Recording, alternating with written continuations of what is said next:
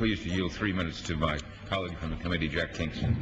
Gentleman from Georgia is recognized for 3 minutes. I thank the gentleman for yielding, and I stand in support of this amendment and certainly appreciate the gentleman for introducing it. But I wanted to talk specifically about the Guantanamo Bay prison and why that's important, because I strongly believe that if we did not have it, we would need to invent it. It is that important to American security. Mr. Lundgren has talked about it a little bit. We've had about 500 prisoners there who've been processed and released and sent back to their countries, either to be detained in their countries or to be watched by host countries. 12% of those have actually gone back into combat, which is disturbing, but we have had 500 prisoners move in and out. And we've got about 240 left, and they're the worst of the worst. These are folks who were basically caught in an act of war trying to kill American citizens. And our foreign allies, particularly those in Europe who have given so much criticism about closing Guantanamo Bay, none of them have opened up their doors and saying, hey, we'll take these Sunday school teachers and Boy Scouts, because they know that they're not Sunday school teachers and Boy Scouts. So I think that not closing down Guantanamo Bay is the right thing to do, but I also wanted to talk about the points Mr. Lundgren made about the Miranda rights of prisoners. Prior to 9/11, America generally treated acts of terrorism as breaking the law.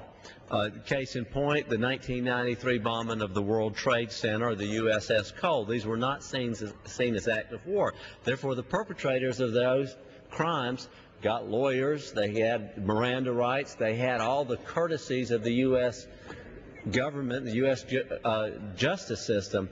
That is not what we need to be doing right now. After 9/11, we realized that these acts of terrorism weren't just tactical but strategic acts of war, and therefore we moved over to let's treat soldiers as they are, war criminals. And Mr. Lundgren had mentioned that the assassins of Abraham Lincoln were tried by a military tribunal.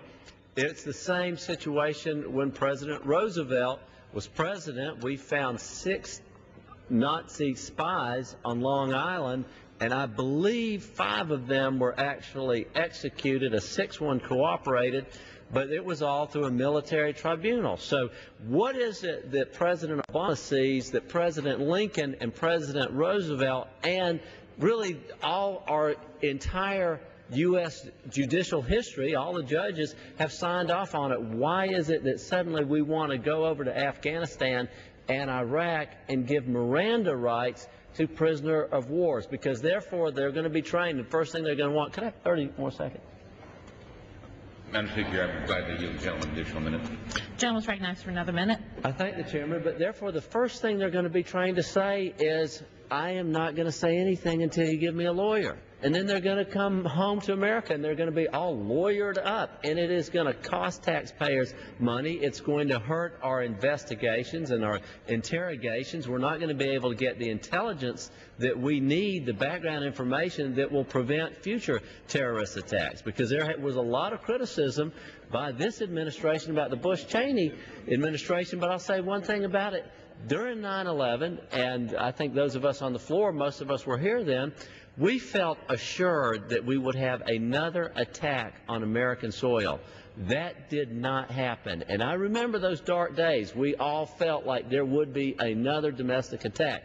That was prevented, and in part because of what we were able to find out from prisoners who were being held and detainees at Guantanamo Bay. So I want to make those points, Madam Speaker, and I thank the gentleman for yielding the floor. Gentleman's time is